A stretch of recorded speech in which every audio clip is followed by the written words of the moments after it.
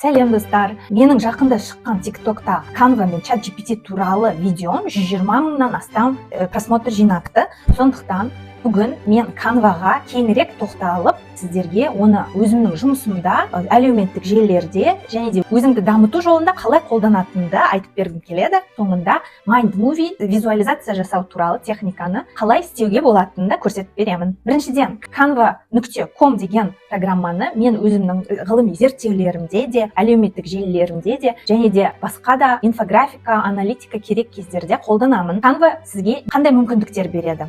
Тізіп айтып өтсек, ол ғылыми постер жасауға, презентацияларға, әлеуметтік желілерге арналған дизайнды жасауға, графиктер мен диаграммаларды және де AI генерацияланған дизайнды қолдануға бізге мүмкіндік ашады. Егер сіз дизайнер болмасаңыз, мен сияқты, онда үлкен күрделі программаларды қолданбай, осы оңай Canvаны қолданып ақ әп-әдемі суреттер мен бейнелерді жасауға болады. Ғылыми зерттеуде Canvаны қалай қолданатынымызды қарастырайық. Мен Canvаны ең көбі презентация жасауға қолданамын. Canva дегеніміз түрлі дизайн қолдануға мүмкіндік береді. Мына жерде барлық әртүрлі презентацияларым тұр, соның біреуін мысалы ашатын болсақ, осы Canvaмен жасалған әдемі презентация слайдтарын көре аласыз. Егер сізге сырттан бір суреттер керек болса, Canvaның ішіне жүктеп алып, сосын слайдтарыңызға қосуыңызға болады. Одан басқа мен ғылыми постер жасауға да қолданамын Canvаны. Егер сіз конференцияға қатыссаңыз, есте қаларлық стильді ғылыми постер жасағыңыз келсе, онда оны Canvaмен жасай аласыз. Canvада арнайы research постер деген батырма бар. Сол жерде дайын шаблондарды қолдана аласыз. Үшіншіден, графиктер мен диаграммаларды да осы Canvaның ішінен жасауға болады. Презентацияның ішінде менде мысалы графиктер, дайын шаблондар бар. Соны қойып, ішін өзгертіп, дизайнын өзгертіп жазуға болады. Мен өзім зерттеуімде диаграммаларды әдемі әрі түсінікті ету үшін сол Canvаны кеңінен қолданамын. Сіз ғылыми жұмысыңызға Canvаны қолданып көрдіңіз бе? Пікірге жазып кетіңіз. Екіншіден, мен ғылыми жұмысымнан тыс уақытта, университеттен тыс уақытта қазақ тілінде контентті әртүрлі әлеуметтік желілер арқылы дамытуға тырысамын. Соған әрине де бейнелер өте маңызды. Видео болсын, сурет болсын. Мысалы, осы YouTube каналында бас кезінде көптеген суреттерді, thumbnail дейді ағылшынша, ол сіз бірінші видеоға баспай тұрып көретін сурет. Сол суретті жасау үшін де Canvаны қолданғам. Ол кезде менде ол ақылы түр болды. Бірақ егер сіз ондай күрделі суреттер жасау керек болмасаңыз, ақысыз тегін нұсқасын қолдана аласыз. Әзірше менде мысалы Canvаның негізгі ақысыз нұсқасы тұр. Жеке кабинетімде төлеп көрген жоқпын. Тек 1 айлық версиясын қолданып көрдім. Өте тамаша, өте керек. Егер мен мысалы әлеуметтік желілер менің толыққанды өзімнің 100% жұмысым болса, әрине мен оған ресурс бөліп, ақылы версия нұсқасын сатып алар едім. Thumbnail видеоның сәтті болуының 50% екенін білеміз. Көрерменнің бірінші көретіні ол YouTube'тың бастапқы суреті. Бұл жерде үлкен шрифт, айқын түстер және адамның беті бар, визуал жақсы жұмыс істейді. Сондықтан мен Canvаның ақылы версиясын қолдандым. Екіншісі, TikTok және Instagram посттарын үшін мысалы анандай бірнеше суреттерді қосып коллаж жасау керек болса, онда сол Canvаны да қолданамын. Одан кейін, мысалы, осы YouTube арнамда басты бетіне кірсеңіз, үстінде тұрған баннерде осы Canvада жасадым. Біркелкі түстер, стильді дизайн жасау арқылы аудитория сізді де тануыңызға көмектеседі деп ойлаймын.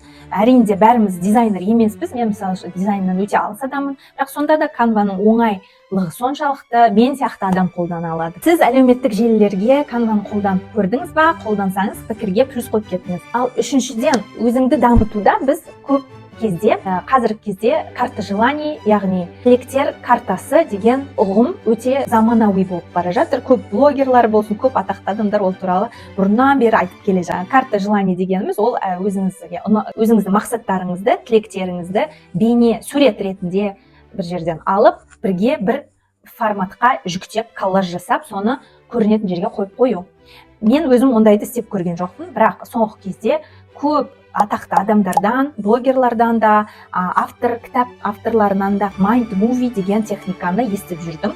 Сондықтан жақында соны қарастырып едім. Mindmovie дегеніміз ол кәдімгі суреттердің орнына біз өзіміздің тілейтін бейнелерді бір файлға қоямыз. Ол қалай әсер етеді? Миға байланысты айтсақ, ол біздің нейрондық қатынастарды нығайтуға бағытталған техника десек болады. Өйткені біздің бір тілекті, бір мақсатты ойлаған кезімізде нейроннан нейронға сигналдар беріледі. Біз сол мезетте өтіп жатқан сияқты сезіледі бізге. Мысалы, плацебо деген эффект бар ғой. Егер адам, пациент мына дәрі саған көмектеседі деп дәріні ішсе, ол шындығында да биохимиясы денесінің бөліне бастайды, жұмыс істей бастайды, жұмысқа кірісіп, шын жазылып кеткен жағдайлары көп кездеседі медицинада. Сол сияқты біздің ми қандай нәрсе шын, қай нәрсе шын емес екенін ажырата алмайды. Сондықтан миымызды әзірше жоқ нәрселерді бар сияқты қылып оған енгізсек, біздің ми басқаша жұмыс істей бастайды. Mind-movie-ді жасау үшін Canva-дан видеоны қолдануға болады, немесе pixabay.com деген веб-сайттан да сіз тегін видео суреттерді жүктеп ала аласыз. Оларды біз мақсаттарыңызға сәйкес суреттерді, қысқа видеоларды бір-біріне қосып, күнімен ол мақсатқа қашан жеткеніңіз туралы осы шақты қолдана отырып бір текст жазасыз. Бұл видеоны бәрін бірге қосып, әртүрлі қанша сізде мысалы тілегіңіз бар, сол бір тілекке бір видео жасап, 5 секундтық болсын, 20 секундтық болсын, өзіңізге қалай ыңғайлы бәрін қосып, өзіңіздің телефоныңызға болсын, компьютеріңізға болсын жүктеп алып, ол видеоға сіз күн сайын қайтып келіп қарап отырасыз. Ең жақсы кезі ол түнде жаттарда қарап жату. Өйткені біз жаттарда не ойласақ, түні бойы біздің ми сол бағытта жұмыс істейді. Сол уақытты жақсы тиімді пайдалану үшін Mind-movie-ні қолданып көріңіз. Тек жақында ғана өзім естіп, енді енгізіп жатырмын, бірақ істейтініне 100% сенімдімін. Mind-movie-ні қалай жасау керек екенін мен қазір көрсетіп кетейін.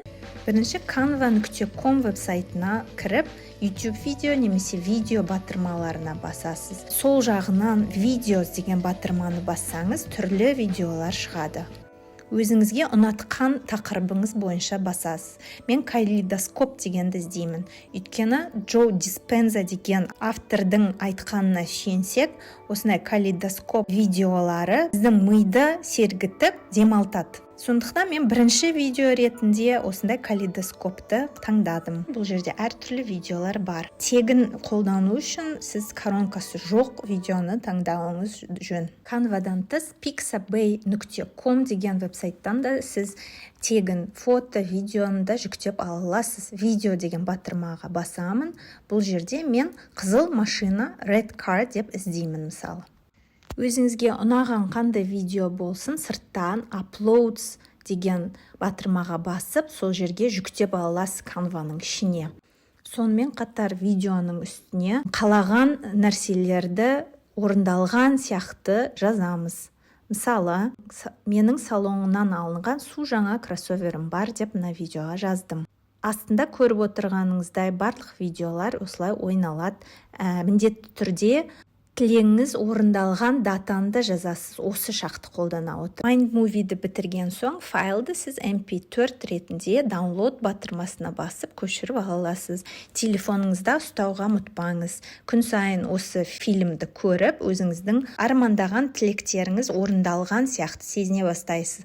Осылайша біз өзіміздің миымызды алдаймыз. Плацебо эффект сияқты, бұл заттар өмірімізде бар сияқты сезіне бастап, өзіңіз әрекет жасауға ұмытпаңыз.